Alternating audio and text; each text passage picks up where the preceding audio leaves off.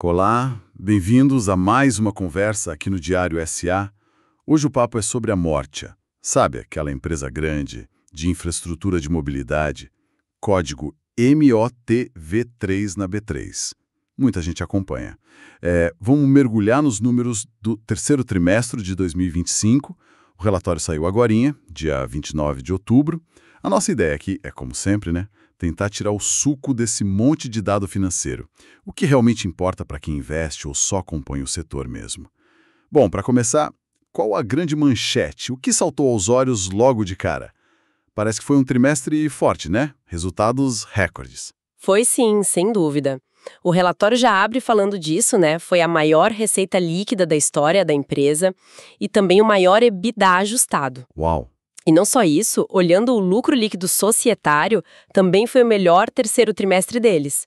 São números bem expressivos mesmo. O presidente, o Miguel Setas, ele mencionou isso na mensagem, né?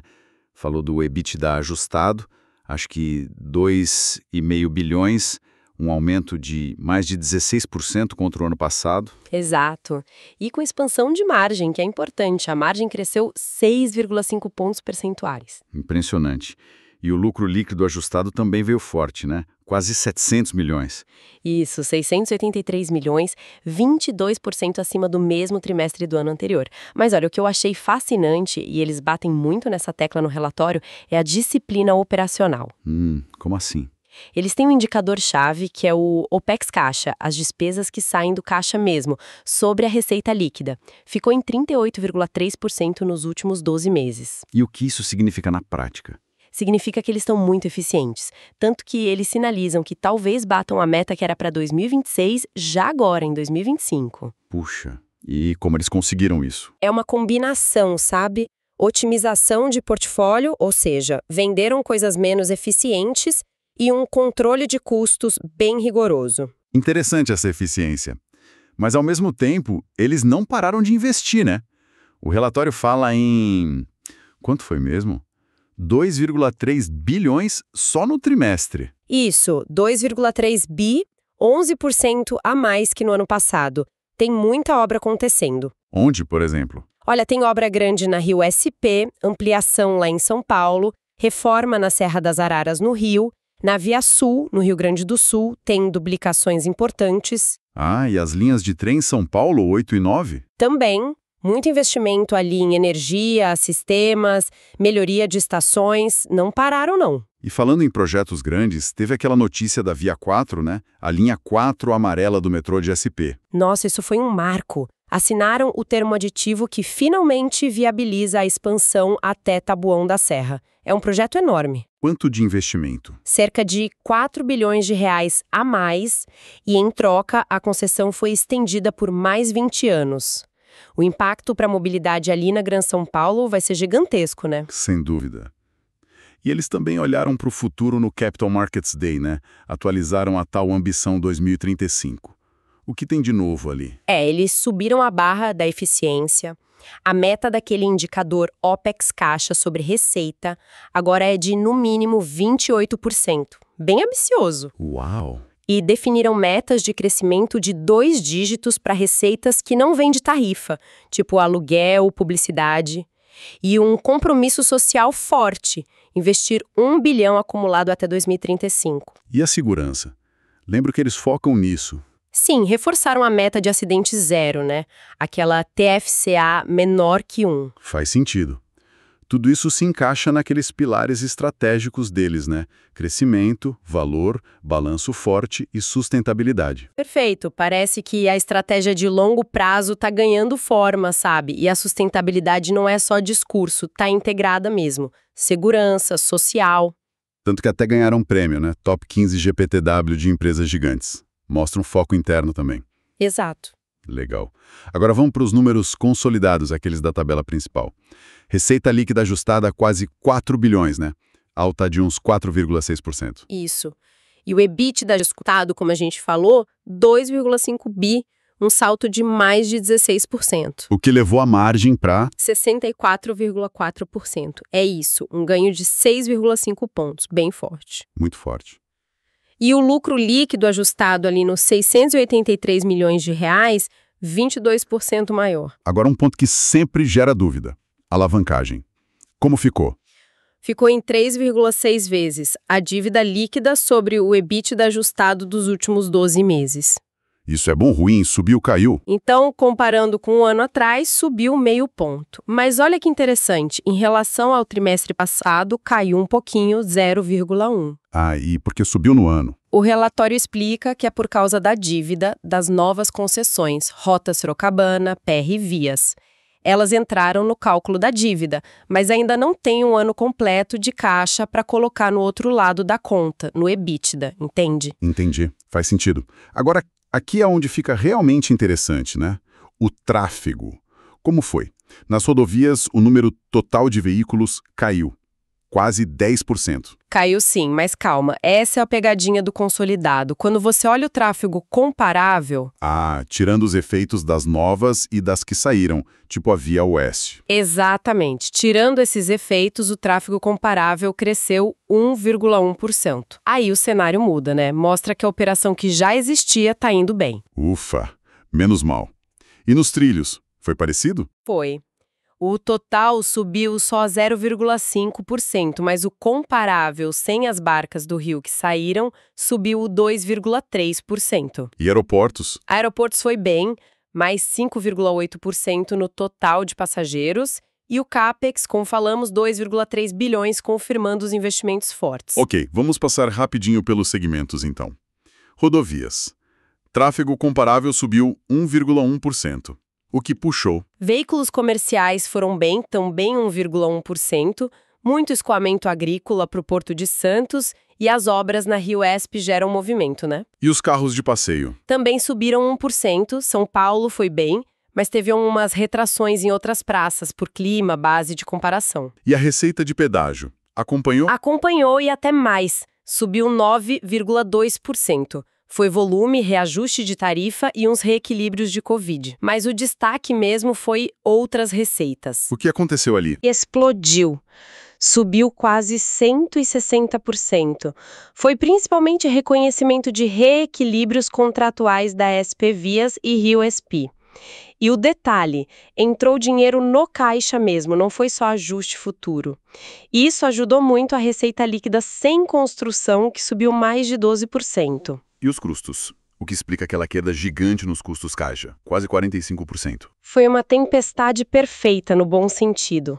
Menos gente por causa da saída da Via Oeste e mais gente trabalhando em obra que aí vira investimento, não custo. Entendi. Capitalização de mão de obra. Isso. E também custos menores com terceiros, por mudança de contrato e a saída da Via Oeste. E outros custos caíram porque obras que antes eram custo na Via Oeste agora são investimento na Rota Sorocabana. Foi uma limpeza boa nos custos. Já os custos não caixa, tipo depreciação, subiram um pouco. Subiram 7,5%. Normal, né? Entregaram obras, elas começam a depreciar. E o custo de construção subiu bastante, mais de 60%, acompanhando o investimento pesado. E teve algum efeito não recorrente importante nas rodovias? Teve sim. Uma receita extra de 63 milhões na SP Vias, por extensão de prazo, e no ano passado tinha um custo alto não recorrente na Via Oeste. Limpando tudo isso, a performance foi muito boa. E o resultado final disso tudo no segmento? A margem EBITDA ajustada das rodovias foi para quanto? Chegou a impressionantes 80,6%, um salto de mais de 6 pontos, realmente muito forte. Nossa! Ok. Mudando para trilhos. Tráfego comparável sem as barcas subiu 2,3%. São Paulo puxou para cima. Sim, SP subiu 3%, o VLT no Rio também foi bem, mais 4%, teve o efeito do terminal Gentileza lá. Só o metrô da Bahia que caiu um pouquinho, por causa de feriado, greve na universidade. E as receitas? Tarifa subiu junto? Subiu 3%, acompanhando o tráfego. Mas o que chamou muita atenção foi a receita de ativo financeiro. Que explodiu, né? Mais de 400%. Que foi isso? Foi quase tudo um efeito não recorrente, sabe? Daquele aditivo da Via 4, o TAN 10. Deu um impacto de quase 900 milhões. Foi um reconhecimento contábil importante, mas é pontual. Ah, entendi. Não é caixa entrando todo trimestre. Não. mas mostra o valor do contrato. Fora isso, a receita imobiliária com aluguel de lojas nas estações também cresceu bem, quase 50%. A receita líquida sem construção acabou subindo mais de 77%, muito por causa desse não recorrente. E os custos dos trilhos? Caíram também. Os custos caixa, sim, e muito, menos 45%. De novo, fim das barcas, capitalização de pessoal e teve um fator extra nas linhas 8 e 9. Qual? Eles receberam uma indenização de fornecedores por atraso na entrega de trens. Isso abateu uns 122 milhões em pagamentos que eles teriam que fazer. Foi um ganho inesperado nos custos. Que sorte, hein? E os custos não caixa? Esses subiram quase 27%. Reflexo dos trens novos, sistemas novos sendo depreciados nas linhas 8 e 9. E o custo de construção caiu quase 60%, porque o grosso do investimento ali já passou. Então, resumindo os não recorrentes nos trilhos, aquele ganho contábil de quase 900 milhões da Via 4 e essa redução de 122 milhões nos custos por causa da indenização. Impactaram bem o resultado. Muito. Mas mesmo limpando isso, a operação parece ter melhorado. A margem EBITDA ajustada de trilhos também subiu bem, foi para mais de 60%, ganho de 6 pontos. Legal. E para fechar os segmentos, aeroportos. Tráfego subiu quase 6%, né? O que se destacou. Internacionalmente, Curaçao bombou, 25% de alta. E a Costa Rica, Ares, quase 5%.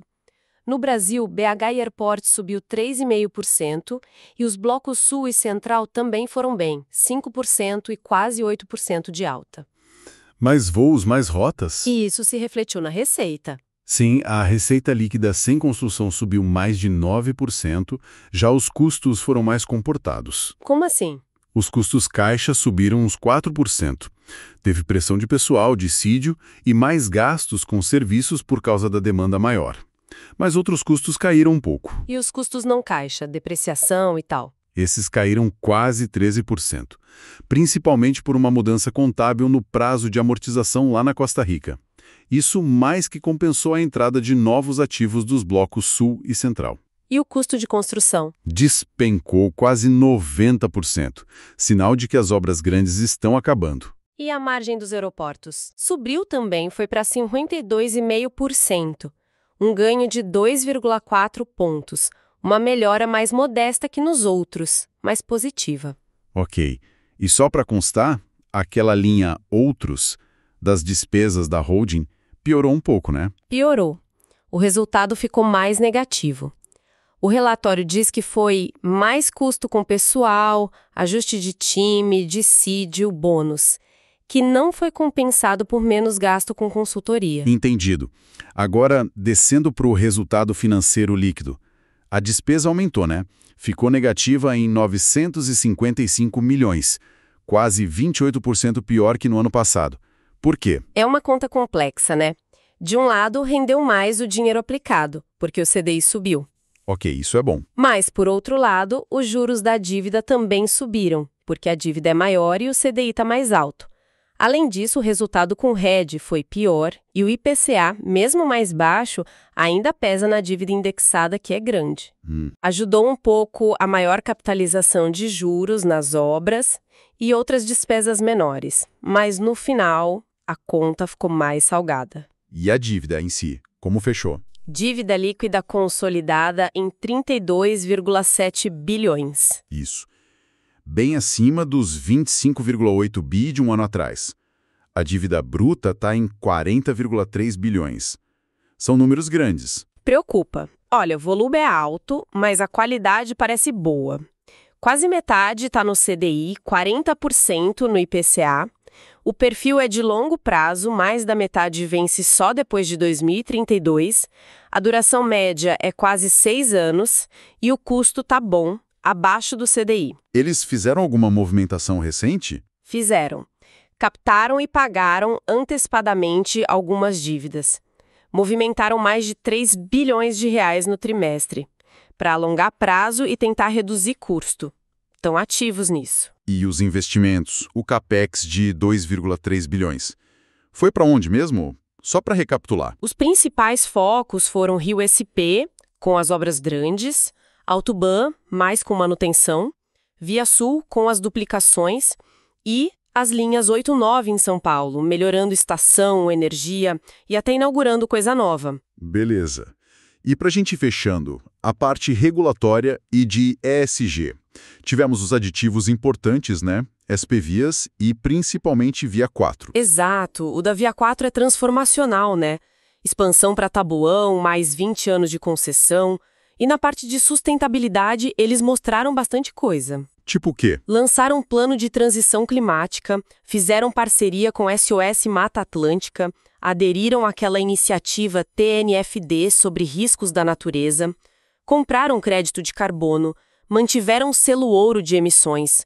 Parece bem estruturado. E diversidade e inclusão também, né? Listaram várias ações. Sim, desde eventos até programas de letramento, censo interno.